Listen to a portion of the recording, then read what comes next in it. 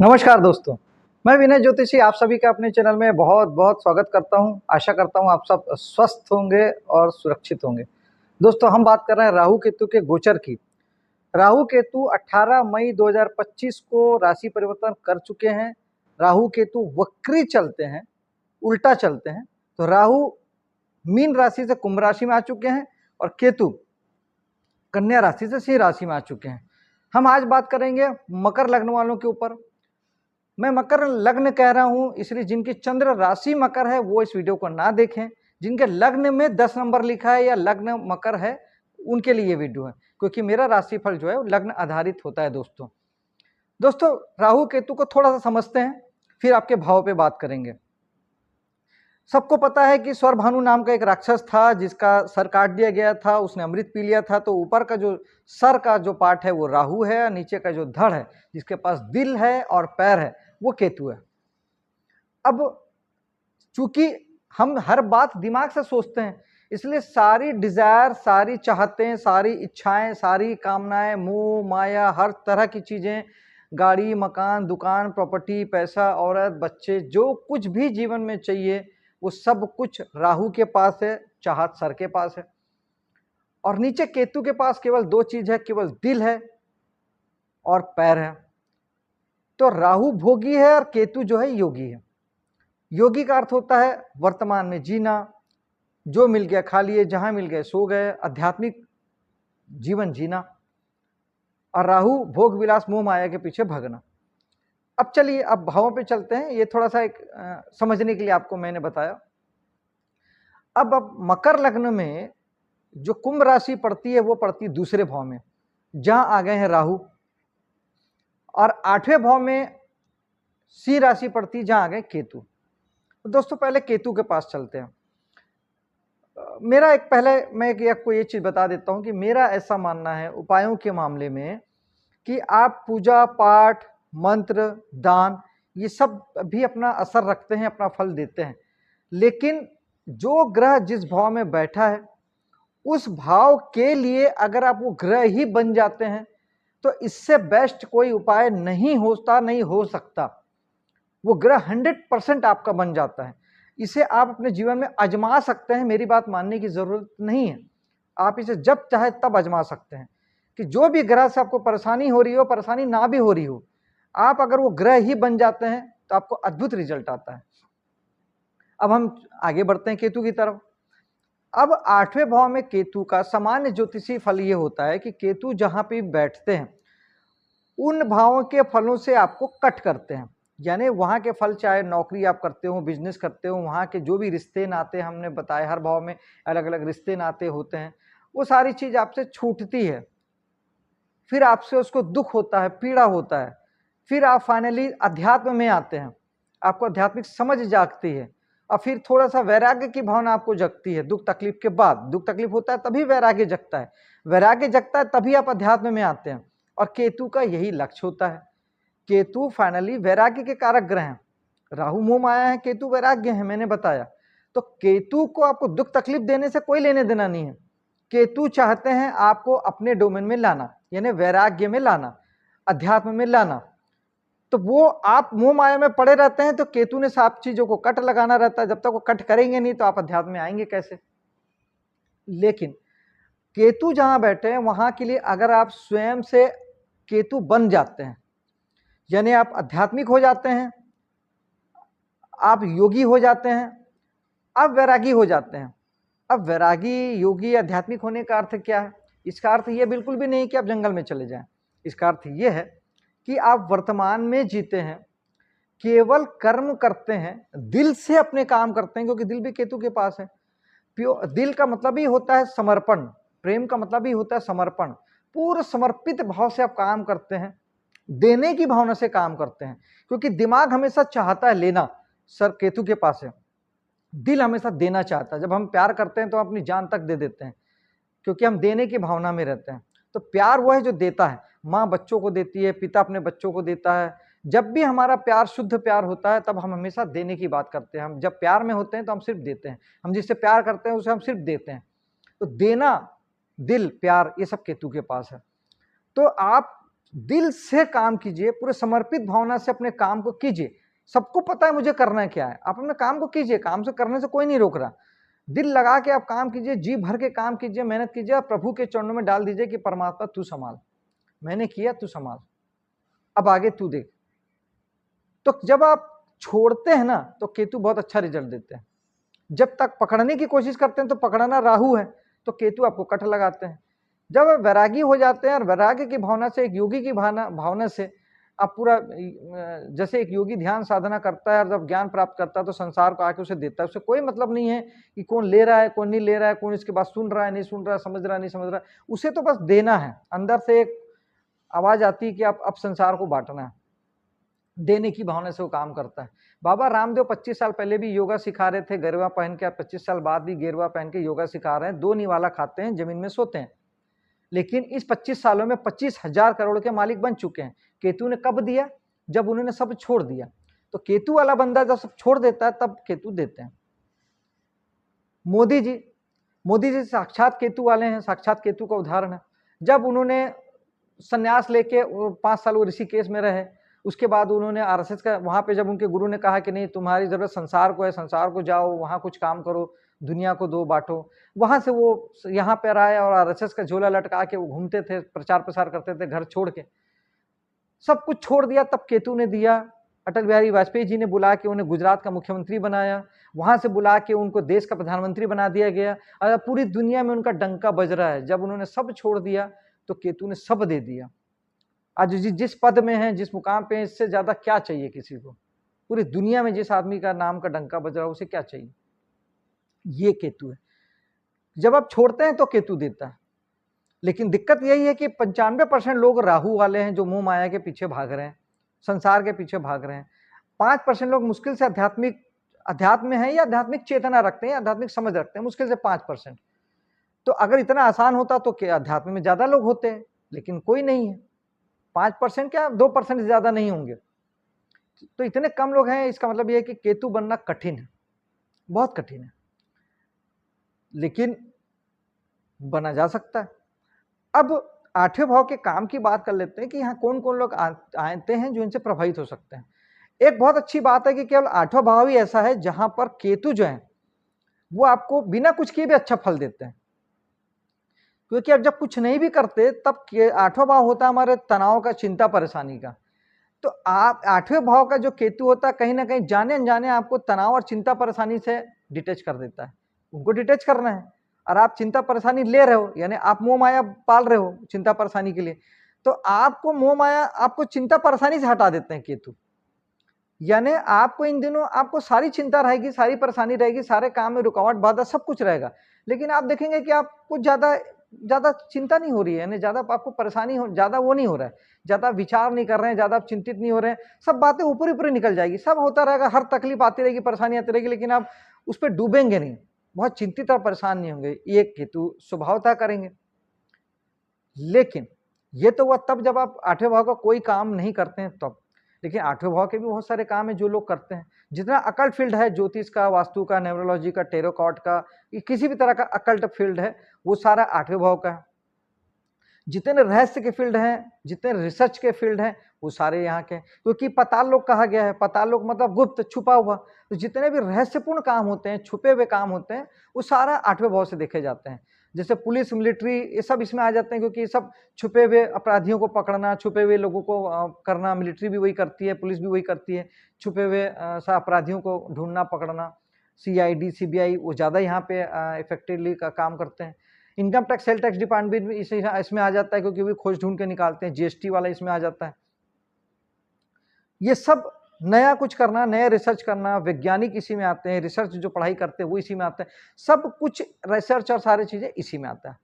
तो 8वें भाव के जो काम करते हैं, अब यहाँ पर वही बात है, जो लोग अपने काम करते हैं उस काम से अगर वो मोह माया पालेंगे, उसमें सपने सजाएंगे, भविष्य की योजनाएं बनाएंगे, चाहते इच्छाएं पालेंगे, नहीं होगा। इस 1.5 साल में नहीं होगा। उल्टा केतु सारे कामों में कट लगा देंगे, आपको नौकरी भी छुड़ा देंगे, और बिजनेस है तो बिजनेस भी आपका बंद हो जाएगा। कंस्ट्रक्शन लाइन भी इसमें आता है, तो ये आपका काम सब बंद हो जाएगा। यहाँ के काम को करने का एक ही तरीका है कि आप काम करिए और भगवान के चरणों में डाल दीजिए, परिणाम की कामना मत कीजिए, केवल करिए। दिल से करिए और शुद्ध मन से लोगों की देने की भावना से करिए, आपको एक नंबर चीजें काम करेगी, बढ़िया सब कुछ चलेगा। अब चूंकि केतु बनना मुश्किल है तो उपाय की बात कर लेते हैं। तो मेडिटेशन सबसे बेस्ट उपाय है। ध्यान करें, प्राणायाम करें, धीरे धीरे धीरे धीरे आपकी आध्यात्मिक समझ आएगी। केतु भी चाहते यही कि आप आध्यात्मिक बने। आध्यात्मिक समझ आएगी तो धीरे धीरे फिर आपकी केतु की चेतना भी आपकी आने लग जाएगी। धीरे धीरे केतु अपने बारे में आपको बताने समझाने लगेंगे। धीरे धीरे आपको वैराग्य का महत्व भी समझ में आने लगेगा। तो कहीं ना कहीं से शुरुआत कीजिए, पहला कदम आगे बढ़ाइए, ध्यान और प्राणायाम कीजिए, तब भी आपको केतु ठीक हो जाते हैं। और दान की बात करें तो खट्टे मीठे फल, आम है, नींबू है, केला है, इस तरह के खट्टे मीठे जो फल हैं ये आप गुरुवार के दिन मंदिर में दान कीजिए। गरीब को भी दे सकते हैं। और मंत्र की बात करें तो ओम केतवाय नमः 108 बार एक माला का जाप कर सकते हैं। और देव पूजन की बात करें तो माँ दुर्गा की पूजा की जाती है, केतु जी से ठीक होते हैं। अब चलिए बात करते हैं राहु की। राहु 90% लोग, 95% लोग राहु हैं। तो अब आप कहेंगे कि इसमें बनने जैसा क्या है। तो सबसे पहले तो हम ये समझते हैं कि दूसरा भाव जो होता है वो किस चीज का होता है। दूसरा भाव हमारे सबसे महत्वपूर्ण होता है जीवन का, धन का भाव होता है।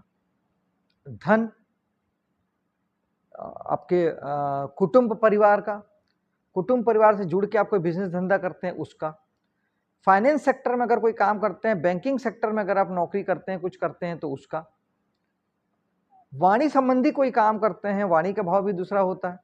जैसे कुछ लोग न्यूज़ एंकर होते हैं, कुछ लोग कमेंट्री करते हैं, कुछ लोग डबिंग आर्टिस्ट होते हैं, कुछ लोग बोलने का ही काम करते हैं, जैसे प्रवचनकार हैं, एंकर हैं, कोई गाना गाता है, तो ये सब वाणी के काम हो गए। तो ये दूसरा भाव आपको उसका हो गया। तो ये सारे काम हैं। तो राहु का बेसिक नेचर क्या है? राहु रुकावट, बाधा, चिंता, परेशानी सब है। राहु अंधकार है, राहु डार्कनेस है, राहु राक्षस है, राहु ब्लैक मैजिक है, सारी निराशा, हताशा, सब निगेटिव जितनी चीजें हैं वो सब राहु है। भूत प्रेत बाधा, पिशाच बाधा, सब राहु है। तो यहाँ का राहु आपकी वाणी को खराब करता है, दूषित करता है, आपकी वाणी में गड़बड़ करता है। तो राहु काम क्या होता है? राहु बेसिकली क्या करता है? आपके कामों में बाधा लाता है, दिक्कतें परेशानी लाता है, चिंता और परेशानी लेके आता है। अब राहु भ्रम भी है, इल्यूजन भी है, धोखा भी है। तो राहु क्या करता है? आपके चलते कामों में आपको प्रॉब्लम देता है और आपको लगता है रुकावट बाधा आएगी तो आप बहुत सोचेंगे, बहुत विचारेंगे, बहुत सोचेंगे, क्योंकि आपके पास पैर तो है नहीं, चलेंगे नहीं, आप बस काम ही नहीं करेंगे, सोचेंगे, विचारेंगे बहुत। आपको लगेगा मैं ऐसा क्या करूं। अच्छा, राहु बड़ा भी है तो आपको बड़ा बनने का विचार आएगा, जल्दी से जल्दी बड़ा बनने का विचार आएगा। राहु तिकड़म भी है तो आप तिकड़म से बड़ा बनने के बारे में सोचेंगे, कुछ चालाकी की जाए, तिकड़म किया जाए जिसमें जल्दी से जल्दी हम बड़े बन जाए। फिर इसमें होगा ये कि आपको अपना काम बिल्कुल भी पसंद नहीं आएगा, लगेगा ये काम एकदम बेकार है। दूसरे के जो काम है वो बहुत अच्छे हैं, उसका काम अच्छा है, इसका काम अच्छा, उसका काम अच्छा, सबके काम अच्छे हैं, सब में पैसा है, सब में बढ़िया है, मेरा ही काम बेकार है। फिर आप अपना काम बंद करेंगे, दूसरे के काम को करने चलेंगे। क्योंकि राहु था वो तो भ्रम दे रहा था, इल्यूजन दे रहा था, धोखा फरेब था, सच्चाई तो वहां थी नहीं। वो काम भी आपको समझ में नहीं आएगा, आपको लगेगा ये तो धोखा हो गया, ना आप यहाँ के रहेंगे ना वहां के रहेंगे। ये करता है राहु। तो फिर क्या करें? राहु जिस भाव में बैठता है वो कहता है कि राहु है मोह माया और राहु है बड़ा। राहु बोलता है मोह माया पालिए, किसी चीज के पीछे पागल हो जाइए और बड़े लेवल पे। राहु विजन भी है, राहु खाली खराब नहीं है, राहु के अच्छे डोमेन भी है, बहुत सारी चीजें राहु की। जितना भी न्यू टेक्नोलॉजी है वो पूरा राहु है। जितनी की हम जो पंचवर्षीय योजना बना के काम करती, गवर्नमेंट काम करती है, वो पूरा राहु है। जब भी हम कल की बात करते हैं, सपनों की बात करते हैं, भविष्य की बात करते हैं, वो सब राहु है। वो भी जरूरी है, संसार के लिए तो जरूरी है, अध्यात्म में जरूरी नहीं है। अध्यात्म तो कहता है वर्तमान में रहो, लेकिन राहु और दुनिया तो यही कहती है कि भविष्य में जियो, नई नई टेक्नोलॉजी बनाओ, करो। अगर वैसा नहीं होता तो आज विज्ञान यहाँ पहुंचता ही नहीं, हम बैलगाड़ी युग में रहते हैं। तो राहु कहता है मोह माया पालो। अब आपको अपने मर्जी से, अगर आप राहु को रास्ता नहीं देंगे, आप राहु को नहीं बताएंगे कि किस चीज में मोह माया पालना है, आप राहु का यूज नहीं करेंगे। मेरे कहने का अर्थ है कि आप राहु को यूज करते हैं, उसका मोह माया पालते हैं और आप बड़ा कुछ करते हैं अपने कामों में, उसके बजाय आप उसको ये सब नहीं बताते, तब आपको तकलीफ देता है और आपके कामों को प्रॉब्लम देता है। या आपको किसी ऐसे विषय पे मोह माया दे देगा जो आपको बर्बादी की ओर ले जा सकता है। लेकिन ठीक इसके उलट अगर आप उसका यूज करते हैं, आप जो काम कर रहे हैं उस काम को बड़ा करिए, बड़े विजन के साथ करिए। तो विजन भी राहु का, बड़ा वो भी राहु का, बड़े विजन के साथ अपने काम को आप करेंगे और मोह माया यानी उस काम में पूरा डूब जाएंगे, पूरे आसक्ति के साथ काम करेंगे, उसी काम में आसक्ति पैदा कर लीजिए, पूरे उस काम में मोह माया पाल लीजिए और उस काम को बड़ा, अब बड़ा करना, मोह माया पालना, ये ऐसे बोलने में आसान लगता है, करें कैसे? तो राहु का एक उपाय होता है कि माँ सरस्वती की पूजा करना। तो माँ सरस्वती की पूजा कोई फोटो लगा के अगरबत्ती लगाने की पूजा से राहु नहीं ठीक होने वाले। उसका अर्थ है कि ज्ञान लेना। जब आप ज्ञान लेते हैं तो ज्ञान के उजाले में ही राहु का अंधेरा दूर होता है, ज्ञान के प्रकाश में ही राहु का जो भ्रम है, एल्यूजन है, वो सब हटता है। राहु डार्कनेस है, मैंने पहले कहा था। तो ज्ञान लेने का अर्थ यह है कि आप अपना जो काम कर रहे हैं उस काम में मास्टरी लाइए, एक्सपर्टीज लाइए, उस काम में महारत हासिल कीजिए, उस काम में एक्सपर्ट बनिए, उस काम में आप एकदम पूर्ण ज्ञाता बनिए, सीखिए, लर्न कीजिए, ट्रेनिंग लीजिए, जैसा करना करिए, उस काम में डूब जाइए। तो ऑटोमेटिक मोह माया आ ही गए, मोह माया होगा तभी तो डूबेंगे। तो उस काम में मोह माया पाल लीजिए, दिन रात डूब जाइए, इतना सीखिए, इतना ज्ञान प्राप्त करिए कि फिर आपके बराबरी का कोई हो ही नहीं, यानी आप एक्सपर्ट हो जाएं। बराबरी के हजारों हो, आप अपने काम में एक्सपर्ट बन जाएं। जब आप अपने काम में एक्सपर्ट बन जाएंगे तो फिर आपको काम को बड़ा करने में दिक्कत नहीं आएगी। एक्सपर्ट बनते साथ ही सबसे बड़ा काम ही आप यही करेंगे कि आप अपने काम को बड़ा करेंगे, कि अब आपकी जरूरत बढ़ जाएगी, आपको लगेगा मेरे पास अब ज्यादा ज्ञान है, तो आप अपने काम को बड़ा करके करेंगे। तो मोह माया भी आ गया, राहु को दूर, अंधेरा दूर करने के लिए ज्ञान भी आ गया, विजन भी आ गया, काम को बड़ा करना भी आ गया। अब जब आप अपने काम को यहाँ पे बड़े स्केल पे बड़े ज्ञान के साथ करेंगे तो राहु उसमें सुपर सफलता देंगे, क्योंकि राहु की सारी चीजों का आपने यूज कर लिया, मोह माया, विजन और बड़े लेवल पे। ये तीन बात याद रखिए, बड़े विजन के साथ करना है, बड़े लेवल पे करना है, और मोह माया, मोह माया आप ज्ञान प्राप्त करिए, ज्ञान ही राहु को आपसे दूर कर सकता है या राहु को आपके लिए उपयोगी बना सकता है। यही है माँ सरस्वती की पूजा का उपाय। तो इससे आपके राहु ठीक हो जाएंगे और आपका सब कुछ अच्छा फल आने लगेगा। ये आप अपनी कुंडली में जहाँ पे आपके राहु केतु बैठे हैं वहां के लिए भी इन बातों को अमल में ला सकते हैं। ये सिर्फ राशिफल की बात नहीं है, राशिफल में तो ग्रह हर 1.5 साल में राशि बदल लेंगे, और आपकी कुंडली में जहाँ बैठे हैं उसके लिए भी जिंदगी भर उस भाव के लिए आप राहु जहाँ बैठा है राहु बन जाइए, केतु जहाँ बैठा है केतु बन जाइए। और राहु की ये बात हो गई। अब दूसरा राहु के उपायों में मेडिटेशन राहु के लिए भी बेस्ट उपाय है, क्योंकि मेडिटेशन भी आपके विजन को क्लियर करता है, आपके दृष्टिकोण को क्लियर करता है, आपको समझ देता है। मेडिटेशन से बेस्ट तो कुछ होता ही नहीं है। मेडिटेशन कीजिए, क्योंकि मेडिटेशन सबसे पहले आपके मन को साधता है। मन के दो छोर ही राहु और केतु हैं। जहाँ पे चाहते डिजायर हैं वहाँ राहु है, जहाँ पे कुछ नहीं चाहिए, जहाँ सिर्फ ईश्वर की प्राप्ति ही मनोकामना है, अध्यात्म है, वहाँ केतु है। बस ये मन के दो छोर हैं, राहु और केतु, और कुछ भी नहीं है।